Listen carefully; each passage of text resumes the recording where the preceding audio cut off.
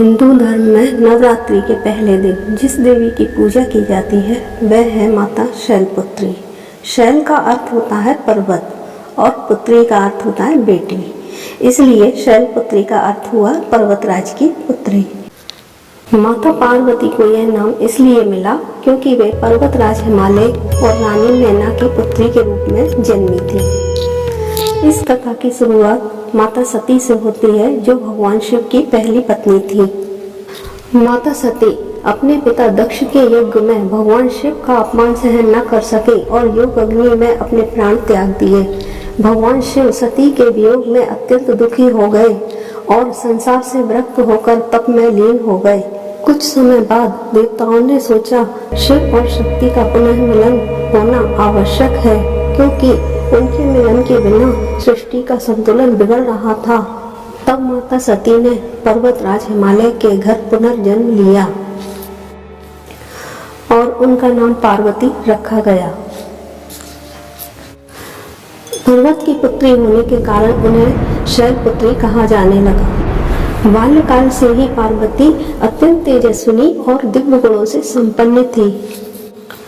जब वे बड़ी हुई तो उन्होंने अपने पूर्व जन्म की स्मृतियों के प्रभाव से भगवान शिव को ही अपना पति रूप में प्राप्त करने के लिए प्रण लिया।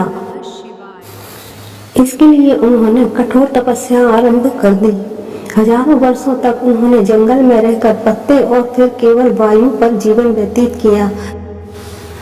उनकी इस कठिन तपस्या से प्रसन्न होकर भगवान शिव ने उन्हें अपनी अर्धांगिनी के रूप में स्वीकार किया। शैलपुत्री के रूप में माता पार्वती का यह रूप अत्यंत शांत और सौम्य बताया गया है। वे बैल पर सवार होती हैं और उनके एक हाथ में त्रिशूल तथा दूसरे हाथ में कमल का पुष्प होता है।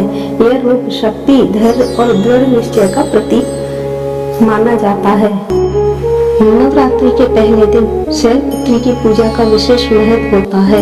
ऐसा माना जाता है कि उनकी आराधना से जीवन में स्थिरता, साहस, आध्यात्मिक शक्ति प्राप्त होती है। वे भक्तों को सही मार्ग पर चलने की प्रेरणा देती हैं और कठिन से कठिन परिस्थिति में अडिग रहने की शक्ति प्रदान करती हैं।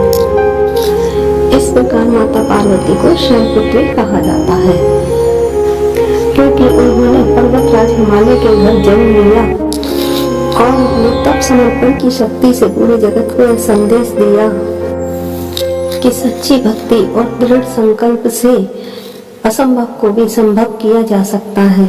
जय माता शैलपुत्री की।